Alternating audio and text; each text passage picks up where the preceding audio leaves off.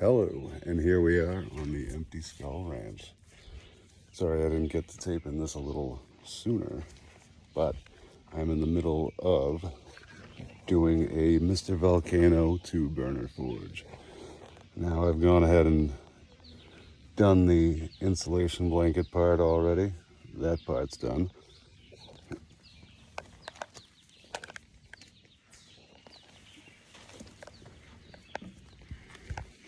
Did a combination of air drying and burner drying.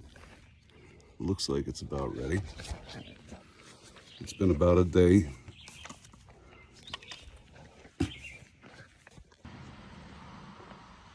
There we go. That'll give you guys the idea. This is, after all, the Empty Skull Ranch.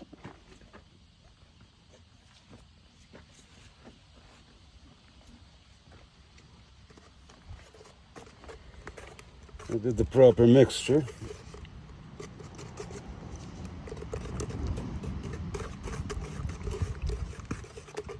Consistency of sour cream, it says.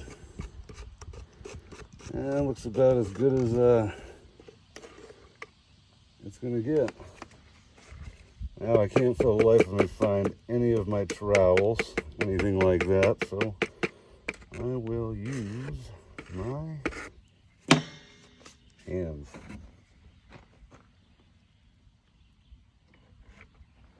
Oh yeah, that's nice, real nice.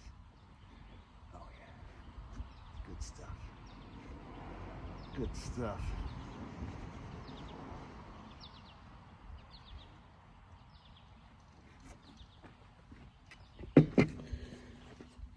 Slippery as a bucket of eels, but this is the boring part. So we got so far. I'll call you guys back when I get the thing done.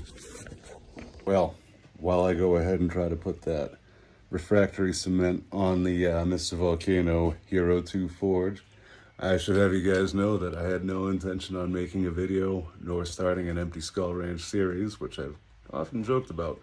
But anyway, here we are. So I apologize for cutting out the first part of the assembly, which was kind of an important part, and I'm sure that that'll be noted by several. But anyway, figured I'd catch it halfway through, better late than never. So back to the motoring, and I'll see you when it's done. Well, here we are. Got it laid out. Not the best job, I'll admit that. A little disappointed with how smooth it came out, but it's a forge.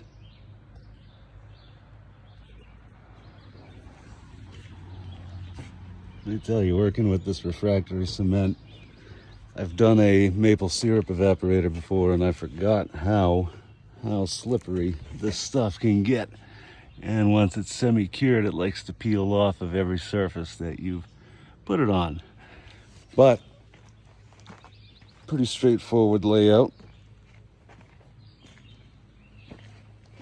Looks like a good little unit. Actually quite impressed with the construction of this little forge.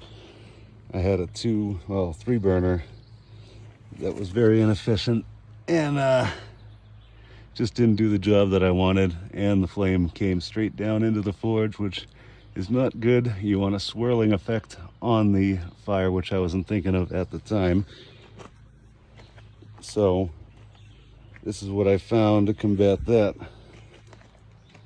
So now I gotta wait about 24 hours for that to cure, at which point I will do a half-size mixture as a skim coat for the top, wait for that to dry, and then it takes about another 24 hours or so. Then it's time to cure it with the burners. So hopefully all goes well on that part, and I'll catch up with you guys when that part arrives. Well, it wouldn't be a ranch without the cowboy Cadillac. Ooh. Yeah, that's it. Oh, yeah. Going forward, whenever I think of it, and I'm doing some kind of a harebrained project, which I find myself doing quite often, I will surely add it to the collection of upcoming videos, which will include fixing up the 59 Oldsmobile and tractor stuff, maybe some gun stuff. Yeah, lots of that. Setting up a range in the back there, so I'll be doing some impromptu videos. Maybe not the highest caliber production, but nonetheless, it'll be something to watch. So we'll see how it goes, and I will catch you guys when that first layer is dried out. All right, get ready for some high-speed entertainment when this gate to freedom opens. Oh yeah. Here we go. And they're off. And they're off. Not given a cluck. 0 clucks given. Well, maybe that was a little bit more anticlimactic. Let's take a look at how the forge is looking so far. Well, as you can see, it's starting to dry up pretty nicely in there.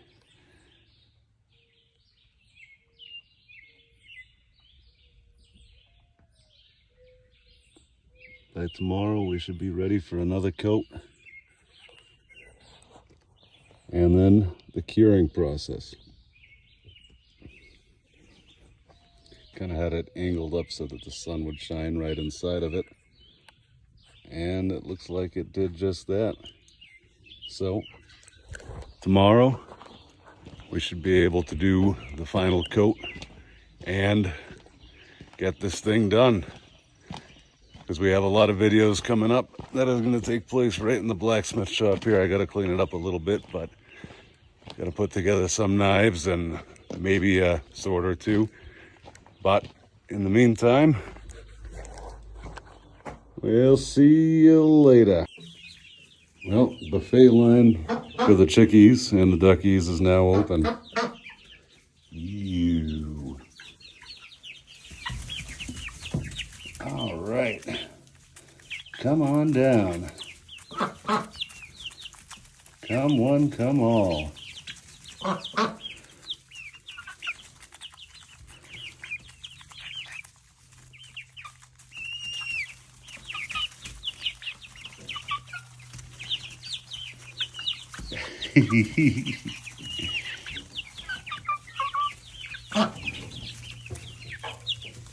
There you go, guys. You guys are my favorite. You guys are my favorite. You old Barbara.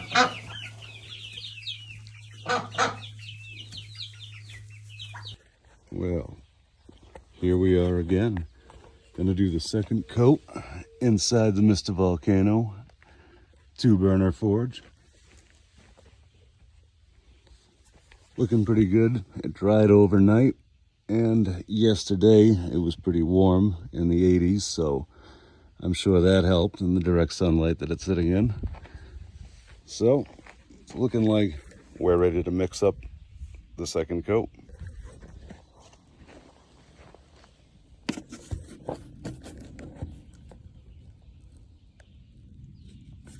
It's not a very thick layer that's over that wool blanket, but I'm sure once the second coat is on there and then we cure it up tomorrow, it should be all set. I want to make sure there's nothing obstructing these burner tubes. You don't want anything in there that might redirect the flame in any fashion. That'll disrupt that swirling effect I was talking about yesterday. So, let's see how it goes. All right, here we are. We have the Mr. Volcano Satanite refractory. Sounds so dark. Anyway, it states here in the directions, the second coat is to be 1 1/4 pounds with water, 5.77 ounces in weight, 5.53 fluid ounces. So We've already done the first coat, which was 2¼ pounds and 10.37 ounces. So let's mix this stuff up. Best way to do it, use a kitchen scale and some kind of container that you can do the tare weight on. And also I have saved the bag that I use to cover the scale, because this stuff is very fine and it will get into everything. So I'm going to cover up the scale inside of this bag, and I will see you in a second. All right, here we are. Got these containers, got the refractory and the instructions. I'm going to put you guys up on top of the cabinet. Let's see how this works. Well, all right. I really gotta get a cameraman. All right. Take this, put it on there, and minus out the tare weight. Now we are ready to add this. I have this half a bag from yesterday. So, like I said, this stuff is very, very fine, and it gets everywhere. So I'm gonna mix that. There we go. Knife I made from a previous project. Let's see. We'll give this quick tear. And give that quick tear. Alrighty.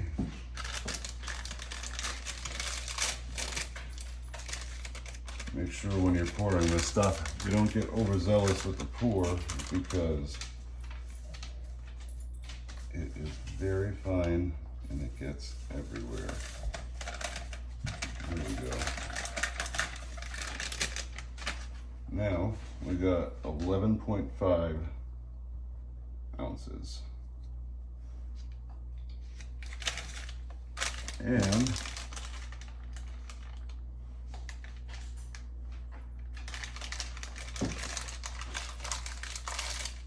the last one, you can change your unit of measure to, I'm going to put it into pounds.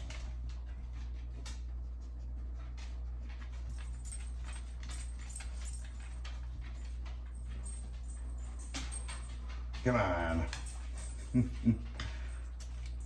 All right, 12.4.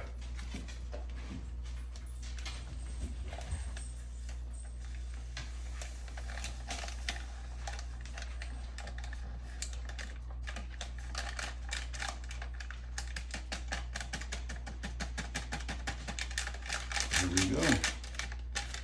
All right. Slightly more. It's 1 pound, 0.4. So I'll add a little bit more water to it.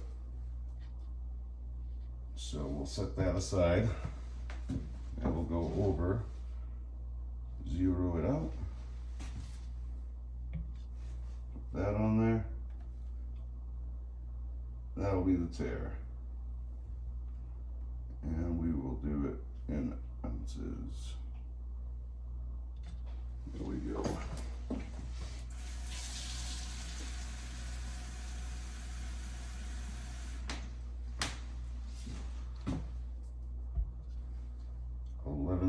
.3. So we want to bring that down to 5.5.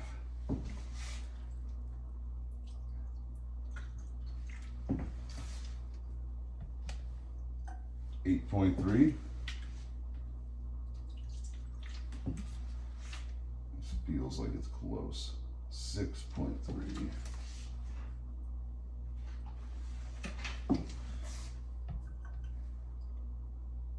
5.4.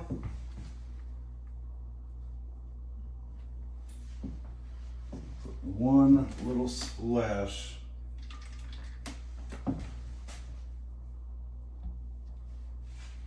5.6. All right. That is close enough. That is a little extra water to accommodate for the little bit of extra refractory mix. All right, so now you can let the scale out of the bag and toss these bags and bring these components outside to our mixing area. All righty, I'll see you guys outside. All right, here we are outside in our workstation. You're about to get coated, Buster. All right, yeah. Anyway, that being said, let's do this. All righty. I'll mix the two components up nicely.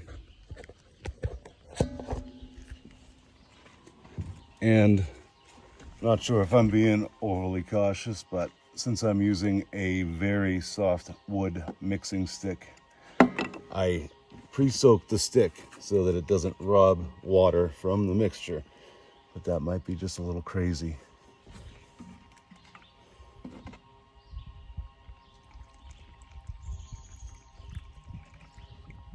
There we go. Water added. You'll notice that this stuff takes a little bit to really mix up nice. You gotta mix it very cautiously because the mix gets airborne very fast. All right, I think we've got most of it soaked. Now let's get into the... You can't just go ahead and start mixing it like you would pancake mix. Or even sometimes pancake mix gets a little squirrely. All right.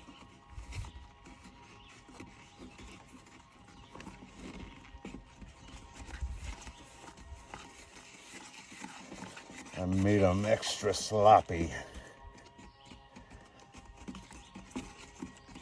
All right, you start to notice it takes on that creamy consistency pretty quickly. I want to make sure the instructions say to mix it for about 5 minutes before it's all good, but you'll be able to tell. Consistency of sour cream is what we're looking for. All right. That's gonna go right in there. All right. I'll finish mixing that and start applying it, and I'll get back to you guys. All right. Well, that is the second coat in there. I got to cover up the spot that peeled yesterday. There was an area between the two burners. I don't know if you can see that well. There you go. Between these guys here that completely peeled off because it was semi-cured. And when I went to go apply a little bit more to it, it took the whole layer off. So you could see the wool blanket this morning.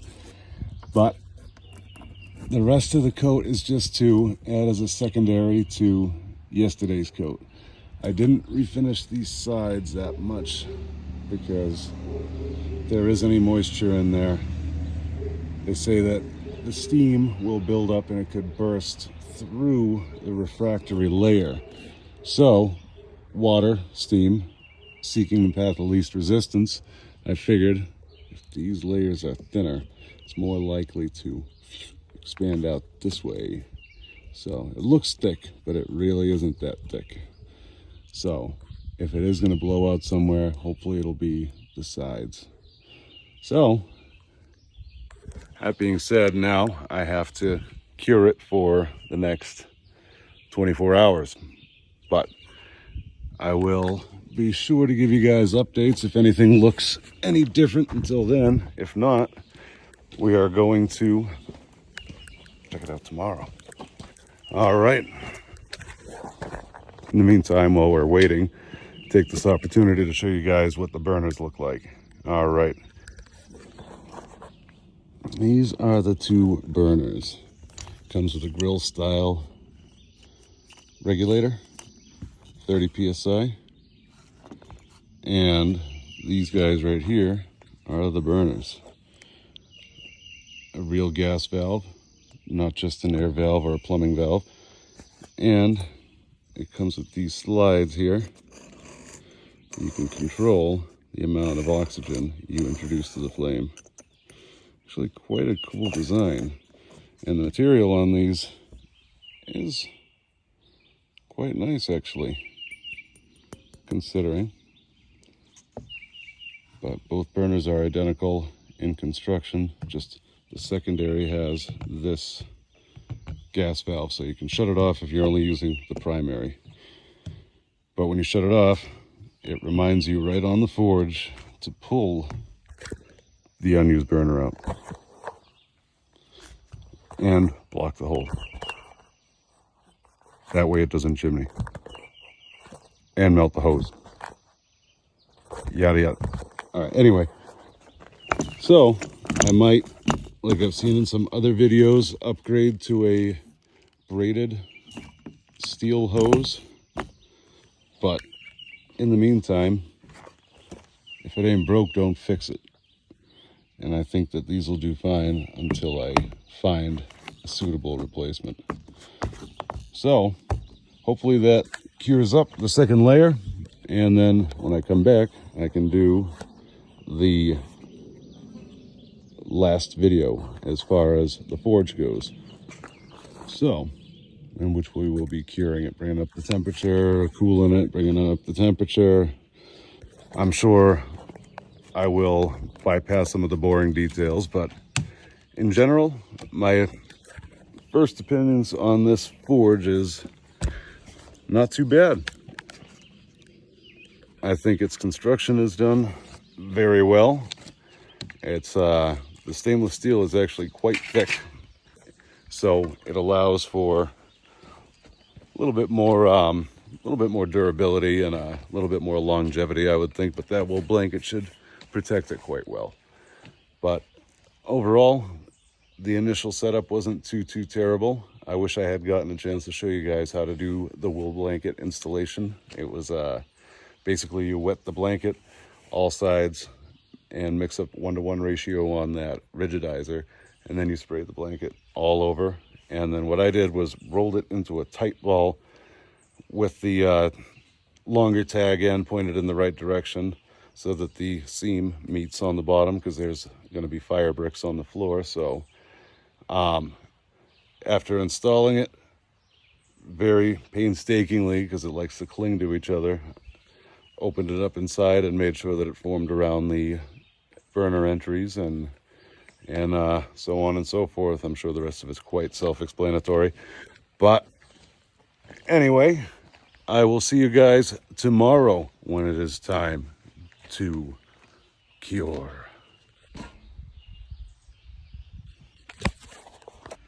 Alrighty, another day on the Empty Skull Ranch. Well, as promised, this is the moment we were waiting for. Time to cure Mr. Volcano 2-burner forge. Alrighty, as you can see inside here, it is dry as it's going to be.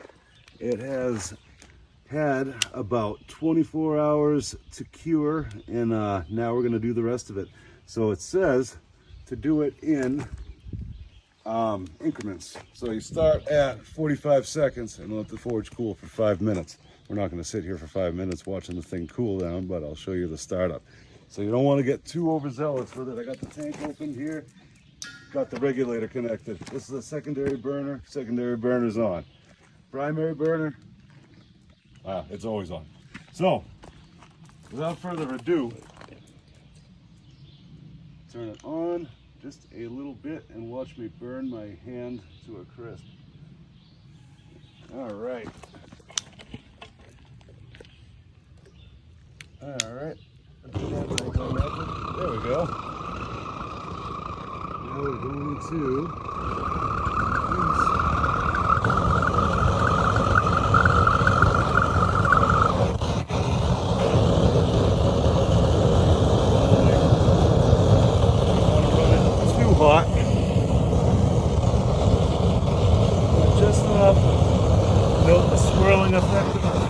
has. Oh, it went out. Cool.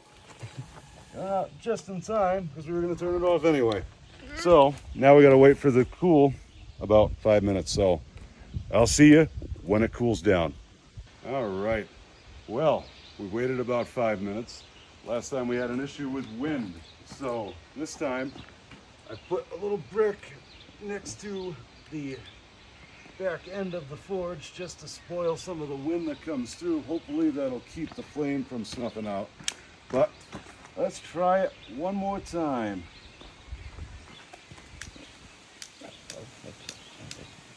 There we go, nice flame.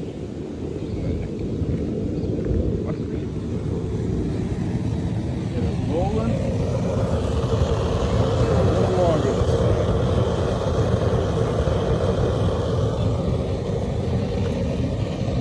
Got a nice swirling effect in there.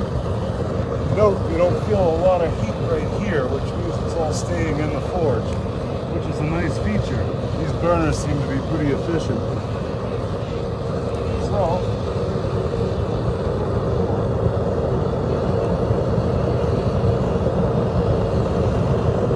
30 seconds.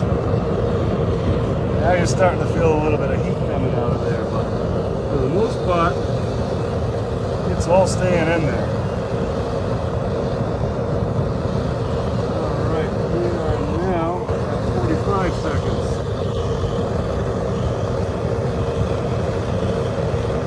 Blowing, refractory. We are at a full minute now. Full minute of it being on. I'm going to shut it down and wait another 5 minutes for it to cure. So basically this process is all the same time after time. You just have to do it for an additional 10 seconds or so each time just to increase the amount of time that it's on, and then continue to wait the 5 minutes for the forge to cool down. Once it's all done, your refractory and your wool blanket should be one unit, a cohesive unit. It's happy. It's good. We want that. All right, see ya. All right, well, we're gonna make this the final edition of the Mr. Volcano 2-burner foot. I keep saying that. So we're gonna make it the final edition. We're gonna let it burn for about a minute and 15 seconds or so. And let me just grab the lighter. Don't mind the mess, we've been moving and trying to go through boxes of old stuff. So that's the reason for all the crap in the driveway. But let's get this going.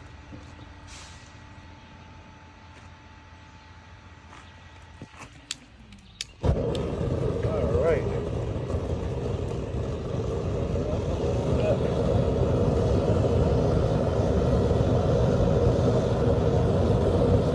Nice steady roar. Looking good.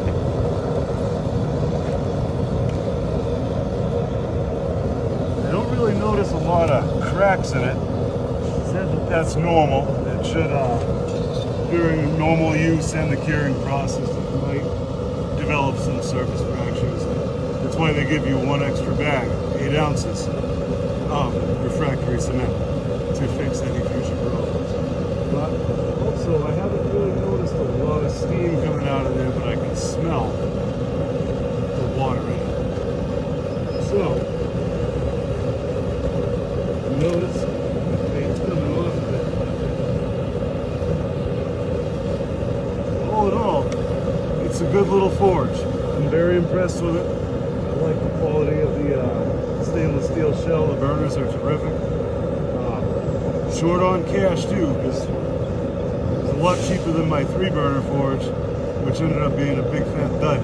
So, I recommend it to anybody that's looking for a beginner forge all the way to an intermediate forge.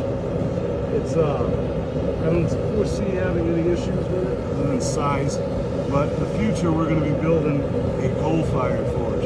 Now that'll be another video for another time. Just post in the comments down below if you'd like to see any more videos from the Empty Skull Ranch.